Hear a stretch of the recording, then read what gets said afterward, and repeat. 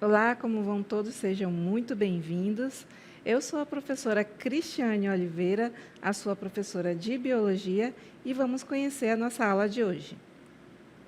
Aula de número 42, objetos de conhecimento, elaboração de diferentes teorias, investigação científica, leitura de texto, pesquisa, elaboração de modelos de análise, tratamento e análise de dados e conclusões, detalhamento e investigação científica.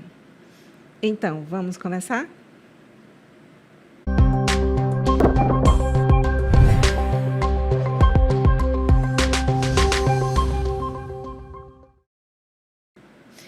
Convido vocês a participar da nossa aula, numa questão de reflexão. Trago para vocês aí o conteúdo chamado de investigação científica. Vocês lembram que todo o conteúdo que a gente vê de biologia é interessante, é instigante, sempre tem conceitos, sempre tem exemplos, mas de onde vem todo esse conhecimento? Tem uma base científica. Ele sempre começa partindo do princípio de uma investigação, baseado em algum problema, em alguma questão que você quer resolver, tá bom? Então, no século XVII, nós tivemos aí algumas pessoas bem interessantes que contribuíram para o início dos primeiros documentos que falam sobre a investigação científica, que foram Francis Bacon e René Descartes. Então, eles criaram a base do método científico que nós conhecemos hoje, defendendo que a investigação deve ser feita com observação, experimentação e lógica. A partir dessa ideia aí, nós vamos conhecer alguns métodos de investigação científica baseados nessa observação, experimentação e lógica, embora existam outros atualmente. Desde então, a ciência vem evoluindo e hoje usamos métodos avançados para descobrir desde curas de doenças até como o universo funciona.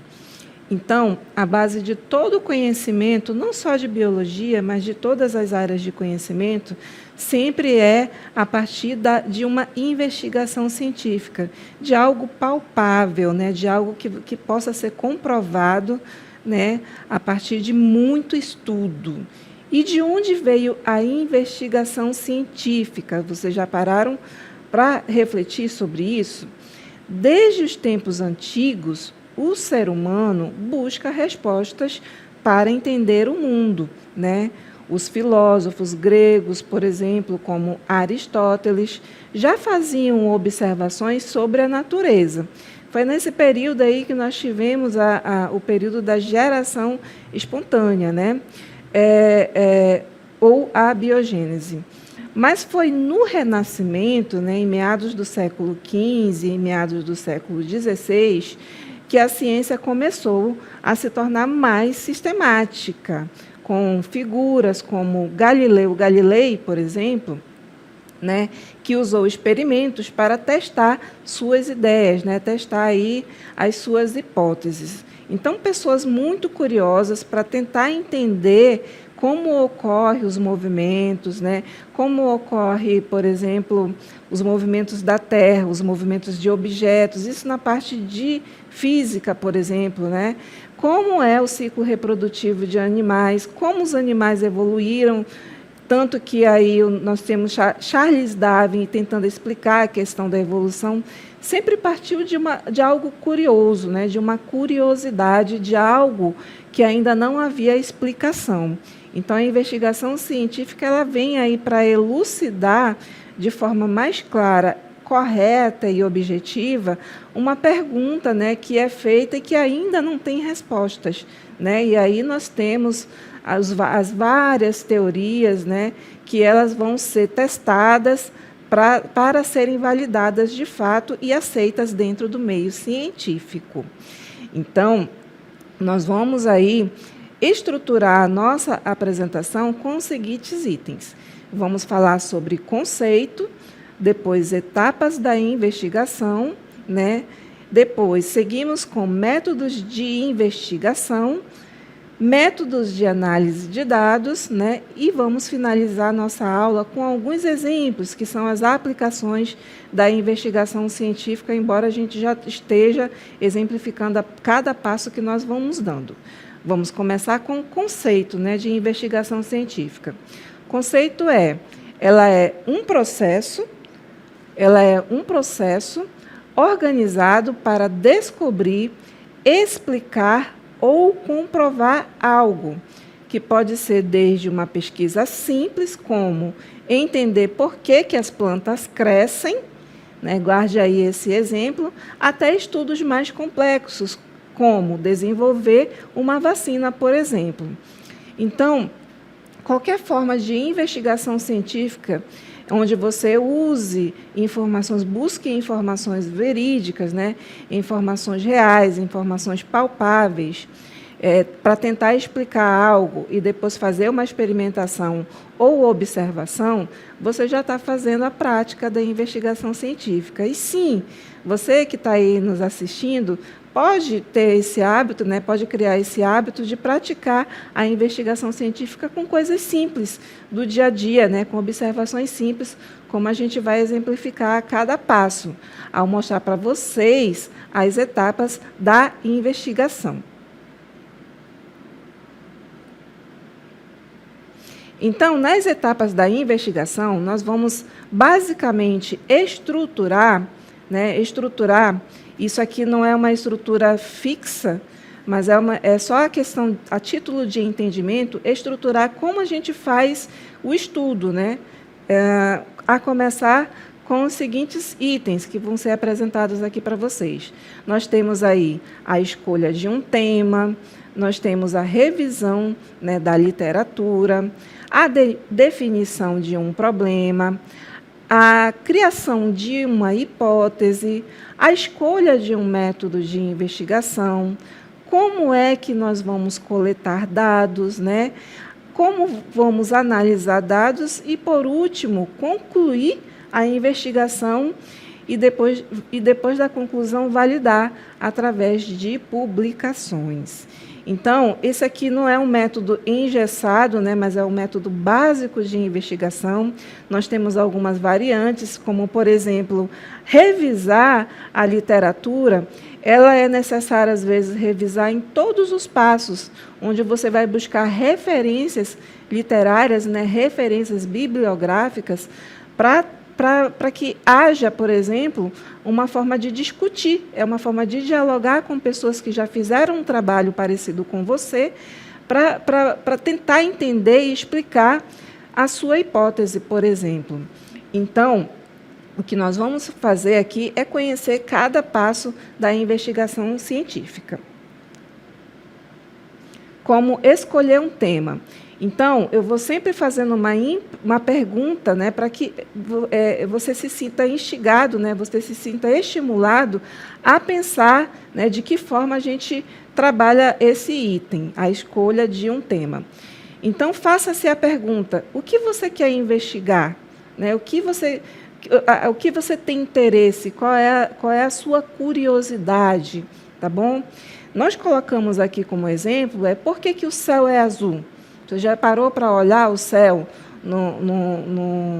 na parte mais iluminada do dia, onde não tem nuvens, aí você consegue ver claramente o céu azul? Tá? Isso aqui é só uma pergunta para instigar a curiosidade. Agora vamos para algo mais palpável, dentro da sua realidade, aí você que está nos assistindo. Você conhece uma planta que é chamada de rambutã ou rambutão? Isso vai depender da região onde você está.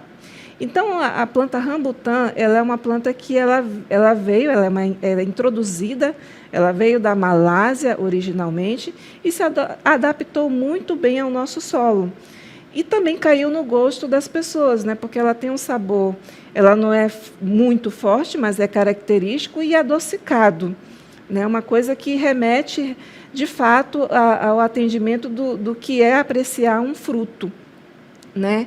E ela se adaptou muito bem ao nosso clima tropical, uma vez que a Malásia também possui uma cobertura vegetal tropical com climas bem parecidos com o nosso. Então, eu quero investigar, professora, por exemplo, eu recebi algumas mudas de rambutã, e aí eu quero saber em que tipo de solo eu posso plantar, né, essas mudinhas, né? Então, você já está começando a escolher o tema da sua investigação. E aí, depois disso, eu procuro saber tudo sobre aquele tema que eu estou começando a delimitar, né? O que foi descoberto sobre esse assunto? Se eu quero saber, por exemplo, voltando ao nosso exemplo, que tipo de solo eu posso plantar o rambutã, né? Eu vou buscar na literatura se existem outras pesquisas que estão falando sobre esse assunto, mas no Brasil. Eu estou delimitando a área, por exemplo, para saber se no Brasil alguém já tentou fazer a plantação, por exemplo, em solo de terra firme, né, solo onde não tem encharcado, e solo de várzea, onde tem sazonalidades e naquele local, né, parte do ano vai ficar alagado e parte do ano vai ficar seco, né, que é uma característica de solos de várzea, né, de floresta de várzea.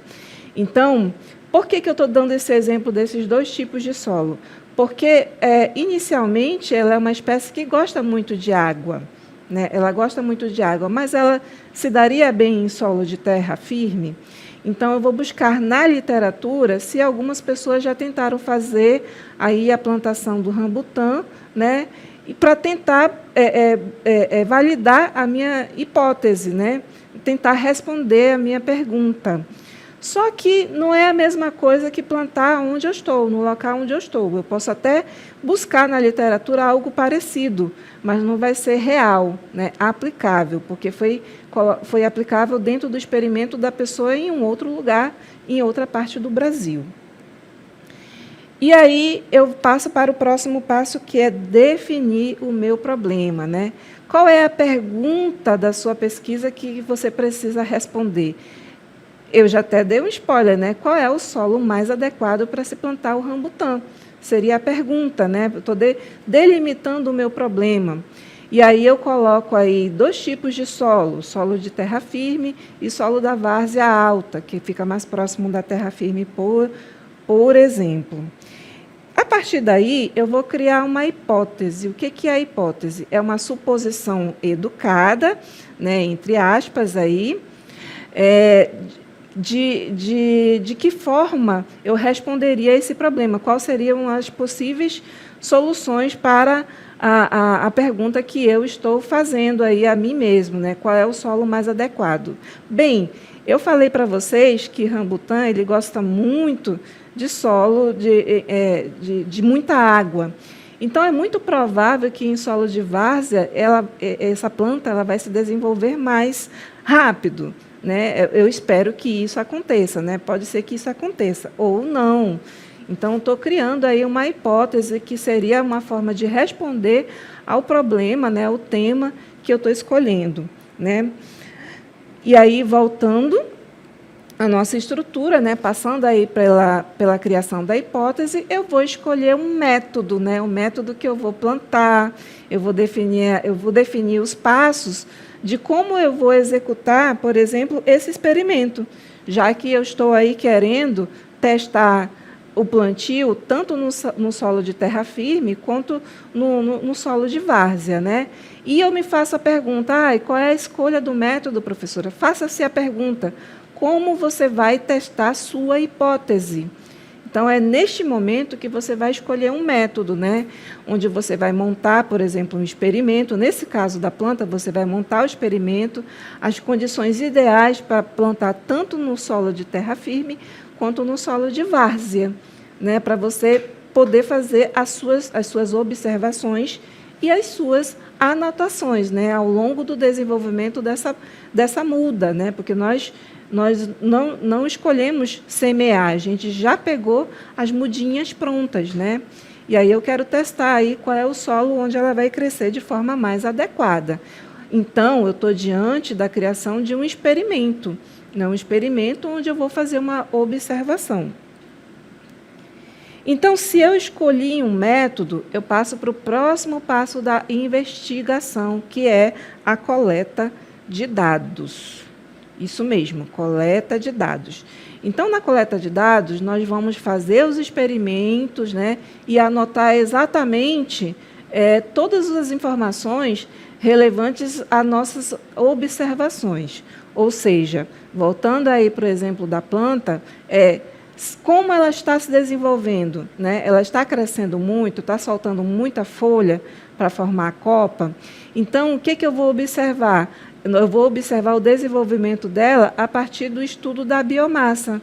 Ou seja, saber quanto de gás carbônico está sendo incorporado naquela planta para ela crescer. Né? Lembrando do princípio de que uma planta ela precisa extrair gás carbônico do ar, né? Ela precisa extrair a água do solo e outros componentes, como sais minerais, para poder se desenvolver. Então, à medida que ela vai crescendo, né, que ela vai criando celulose e outros tecidos encorpados na sua estrutura, quer dizer que ela está incorporando gás carbônico, porque ela utiliza o gás carbônico para formar a matéria-prima dela, que é a energia, né? Onde ela vai começar a armazenar e também usar para se desenvolver. Ou seja, tudo aí é mensurável, né? Enquanto você está observando o crescimento da sua plantinha. E, neste caso, quando você observa e anota, anotem aí, você está coletando dados. Após a coleta de dados, o que eu vou fazer? Eu vou fazer o tratamento desses dados, né? O que eu vou fazer, professora, com todos aqueles números, né? Eu vou usar, às vezes eu uso uma fórmula, às vezes eu uso um programa. Então, nós utilizamos outras áreas de conhecimento, como, por exemplo, estatística, matemática, para fazer aí a análise correta desses dados, né? Nós vamos tratar eles, tabelar eles, classificá-los, e assim tentar interpretar, né, esses dados para a gente compor o nosso resultado, né, para saber exatamente, por exemplo, onde a planta se desenvolveu melhor. É a partir daí que eu começo a visualizar o resultado da minha pesquisa, né, da minha investigação. Quando eu consigo analisar, eu vou observar basicamente o quê? Se a planta cresceu bem no solo de várzea ou no solo de terra firme. Eu já posso visualizar aí, né, qual é o resultado da minha investigação. Após isso, eu faço o processo de conclusão, né?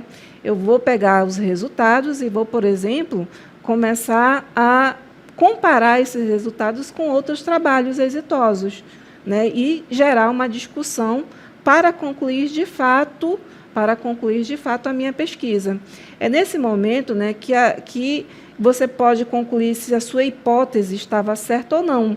Por exemplo, a minha hipótese, né, era que na várzea essa planta ia se desenvolver melhor, mas pode ser que ela se desenvolva melhor no solo de terra firme. Aí eu vou tentar responder essa pergunta, né? Por que contrariou a minha hipótese? Ou seja, nem sempre, aqui a gente conclui que nem sempre um experimento pode concluir culminando com a sua hipótese, pode ser contrária a ela, por exemplo. E aí você vai procurar saber o que significa esse resultado. Então, o que nós estamos vendo aqui, gente, é basicamente etapas para fazer qualquer tipo de investigação científica. Considerando aí todos os conteúdos que nós vimos até agora de biologia, todos os conteúdos, né, que foram passados para vocês, eles passaram por essas etapas de investigação científica. Nada da nossa aula, nada do que nós vimos, conceitos, teorias e aplicações, partiram assim de uma explicação baseada em meras observações, sem conclusões, sem experimentações, né? Foram muito bem estudadas, né, para serem embasadas, para as teorias serem validadas e apresentadas para vocês. Ou seja, todo o conhecimento que nós, professores, passamos para vocês, passa por essa etapa de investigação. Daí a importância de você saber, por exemplo, de onde vem a informação que você está coletando quando você investiga algo. Né? Você é futuro pesquisador, você é futuro médico, né? Então você precisa saber dessas informações, tá? E a investigação científica ela vai lhes ajudar. Mas quais são os métodos de investigação? Nós vamos agora conhecer. Então, dentre os métodos de investigação atuais, nós temos aí o método quantitativo.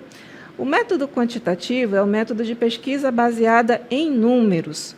Como eu vou usar esse método, né? Quando eu vou usar? Quando você precisa de resultados mensuráveis e objetivos, né?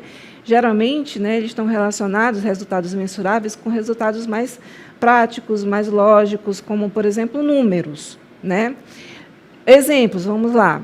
Questionários com perguntas fechadas, né, de 1 até 10, quanto você gosta de um chocolate? Então, você está mensurando através de uma numeração, né? Você está mensurando aí a sua classificação por números. Experimentos controlados, olha, medir o crescimento de plantas, que foi o que a gente acabou de vivenciar aí nas nossas etapas da investigação. Dados de sensores, né, níveis de poluição em uma cidade. Qual é a vantagem desse método, né? São resultados precisos e fáceis de se comparar. E qual é o ponto de atenção, quais são as limitações? Pode não capturar opiniões profundas. Daí, se o teu trabalho não se encaixa nesse método, pode ser o outro método que a gente vai conhecer agora, que é o método qualitativo. Então, o método qualitativo, o que é? Ele foca em atender comportamentos, opiniões e experiências, né? Muitas áreas que trabalham com bastante discussão, por exemplo, dentro das áreas de humanas, a escolha desse método sempre é feita, né? Quando usar? Quando a pesquisa envolve significados e contextos sociais. Vamos para alguns exemplos.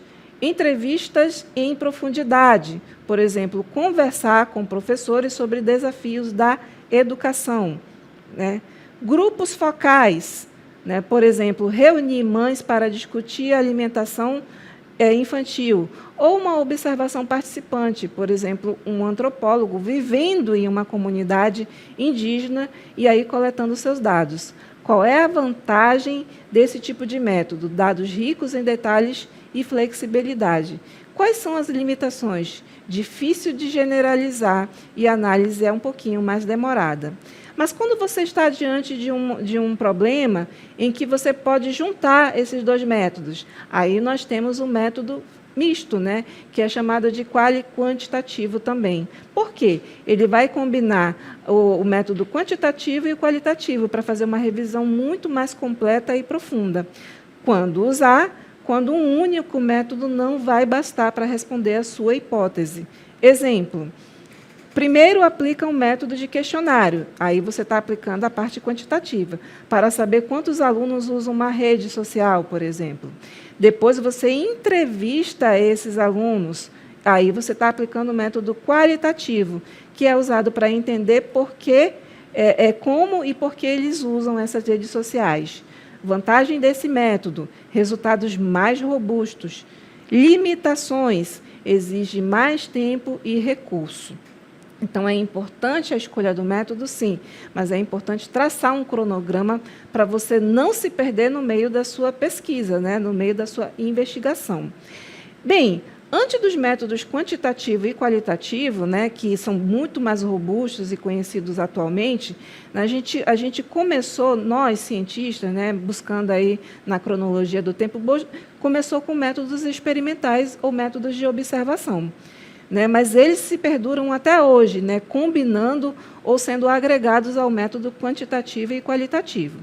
O método experimental é aquele método que testa a causa e efeito de condições controladas. Né? Quando usar esse método?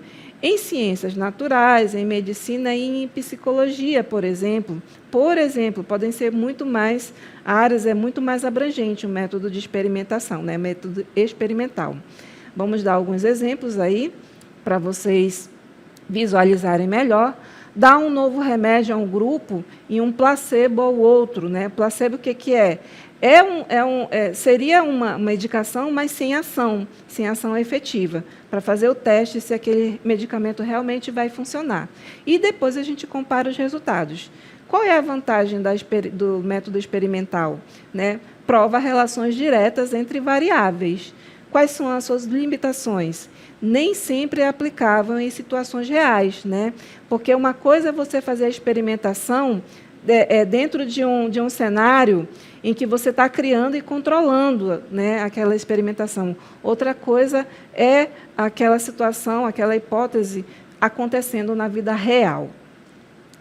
E aí, às vezes, nós precisamos utilizar um método de observação também, que é um método onde se observa fenômenos sem você participar deles, né, sem interferir.